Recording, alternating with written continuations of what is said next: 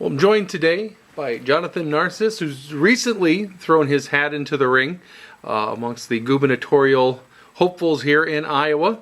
And tell us a little bit about yourself, Jonathan. Well, my name's Jonathan Narcisse. I entered the 2014 Democratic primary. I'm a native of Des Moines. Grew up there, graduate from Des Moines Technical High School. Went on to school in Colorado, worked a little bit on Capitol Hill in Washington, D.C., came back home, and have basically been in business for myself ever since. So what made you decide to run? Have you ever run for a major political office before, and what made you decide to do it now? Well, the biggest factors, one, Iowa needs, Iowans are very good, decent, honorable people. But they need someone that will fight for them and protect them, protect their families, protect their children. And currently, our political leaders aren't doing that. The second thing, and this is the political reality, I said, can I put together the organization? Can I raise the money? And can I win? I looked at all those factors. If I were running head-to-head against Tyler Olson in the Democratic primary, I probably wouldn't be running. But I looked at my opponent, Jack Hatch, after spending $200,000 and running since May. He wasn't even beating Bob Kraus in the Iowa poll. In fact, he was being beaten soundly by Bob Kraus, even though Kraus hadn't raised money. And I said, you know what? I can win that nomination. And that creates a lot of interesting scenarios going into the general election.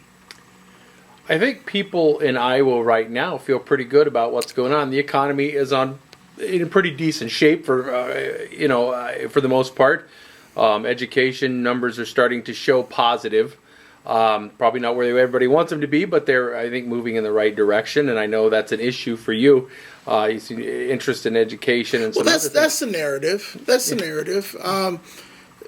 The narrative is we've come close to creating the 200,000 jobs. Here's what the data also shows. That more than 70% of the families with children in Des Moines schools can't feed them. What the narrative shows is that is also true in many rural communities like Washington County, where 70% of the families can't feed them either. We use anecdotal evidence to make these arguments.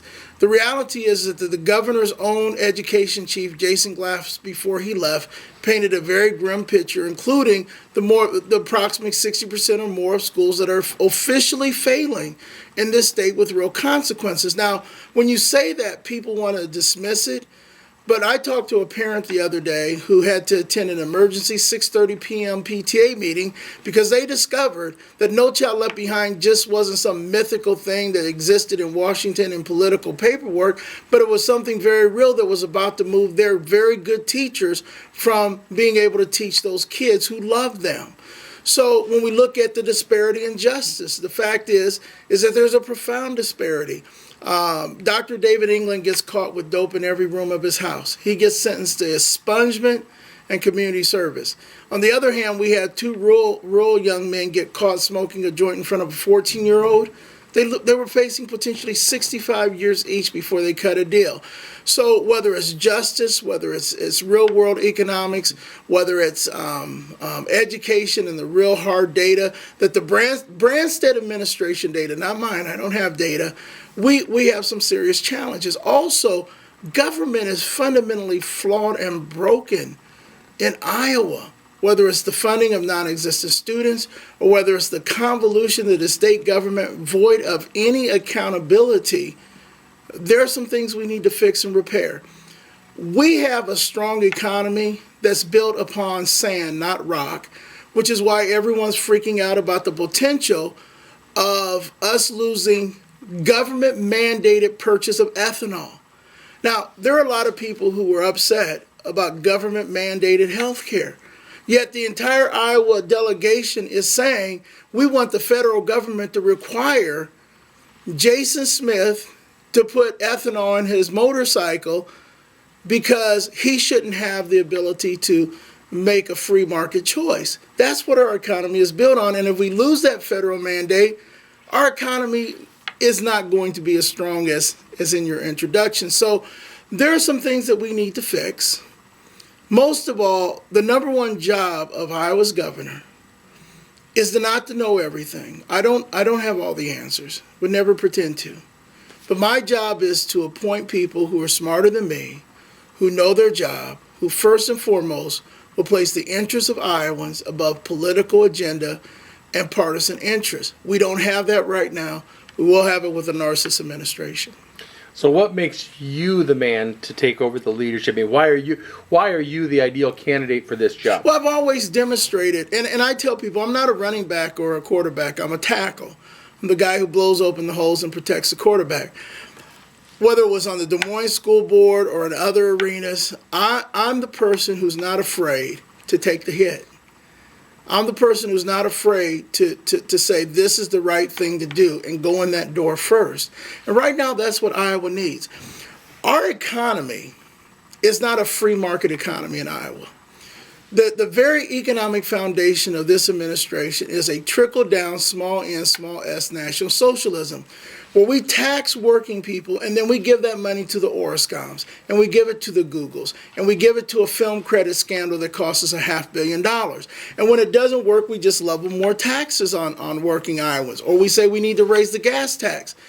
There's a young lady who worked at Hardee's. I've been getting in shape. I've actually swapped out about 50 pounds of fat for 50 pounds of muscle.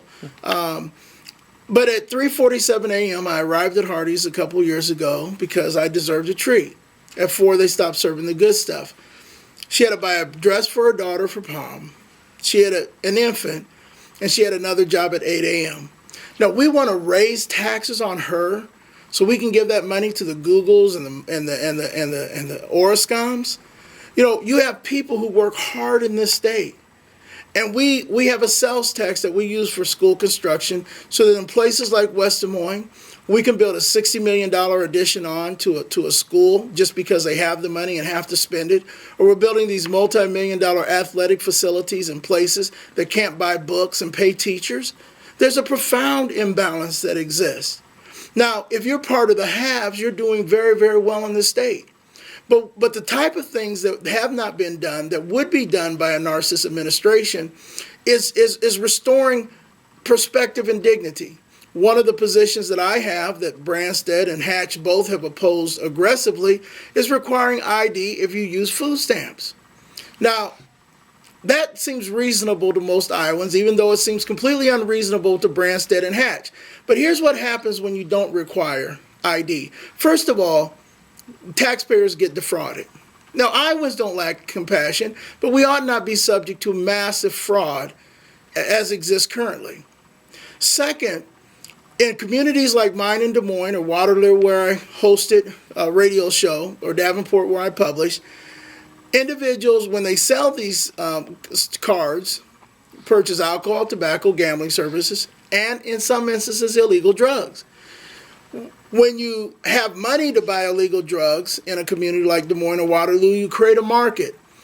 And competition is resolved not by running an ad that says, "Where's the beef?" but with gunfire. And then that kind of destabilizes the community. Now, even if no one's shot, someone may end up in jail. $32,000 a year we're now spending. We now have the kids in foster care or something because we didn't simply say, we're compassionate, but if you don't have your state ID, you can't get these benefits. Another example, Governor Branstad grew the welfare budget from 39.9 to 41.5% without any positive impact on people in this state. There was a Democrat who believed during the Depression that you didn't entitle people, but you empowered people through the dignity of work. So he had them painting murals on post offices or planting trees and doing other things.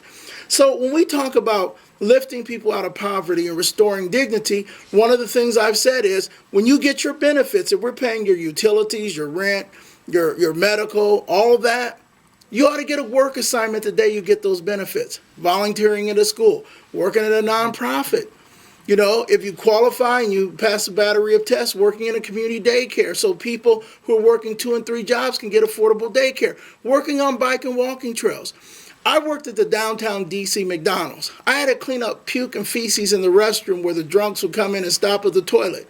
One day I got asked why I worked so hard.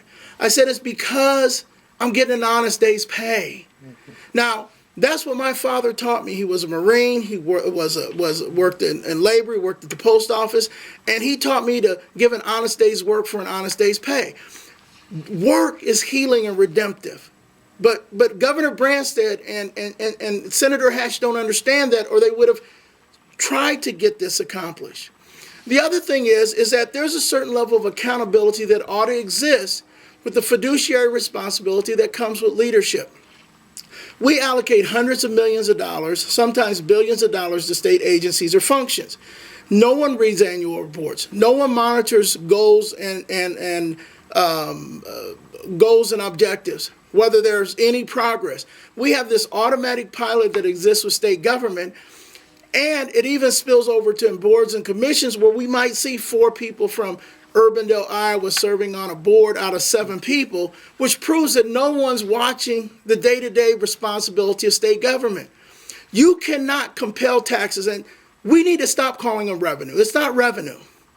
They're taxes, and we call them taxes because if you don't pay them, people show up who compel you to pay them, take your stuff, or shoot you if you resist.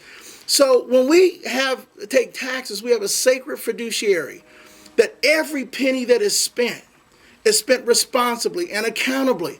In his speech on poverty, Lyndon Johnson said, we have to balance the budget, we have to eliminate obsolescence and agencies that are wasteful, we need to cut taxes, and we need $1 spent, $1's worth.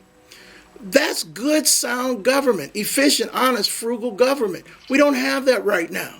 We have elected officials lobbying for their special interests, for their contributors, but we don't have individuals that are watchguarding every penny of state money to ensure that it's spent responsibly. When we have an across-the-board cut because Culver's incompetence, that has a real impact on that elderly lady whose property tax goes up, and she has to now choose between food and heat and staying in the place where she raised her grandkids. You know, when we have public pensions that are threatened because of the incompetence of government, and even more so now because of the federal ruling, people who went into burning buildings, people who made our streets safe, who plowed our streets, who taught our kids, need to know that their pensions are protected from the greed and irresponsibility of politicians. Now people go, oh, we have solid pensions in Iowa. Iowa politicians raided the senior trust and never replenished it. They raided the tobacco trust and never replenished it. Why would I believe they wouldn't raid pension funds now that they can? Now, I'm not the smartest person, but this is where I come in. In fact, I don't even like politics. Here's the best example of why I'm involved in politics. I got it in 2011. I was testifying in an education hearing, and I pulled off East 6 in Des Moines. There was a semicircle of cars idling. So I get out of the car, and I had on my double-breasted pinstripe suit. It's my favorite suit in the world. It was my dad's, just like this suit was my dad's. I lost some weight, and I gained a wardrobe. Now, when I got out of the car, there was this young lady on the ground, I believe she was African, and 2 men standing over her. They were fairly decent size. To my right, there was a lady who was outside of her car, looking on horrified, as were the rest of the individuals who wanted to do something, but they felt impotent to do something. They were torn between the horror of their impotence and the horror of what they were observing, because it was cold out there, a lot colder than today. Well, I used to box a long time ago, but that made no difference, because boxing is not what was about to happen. But I knew that I could not pass that situation and live with myself.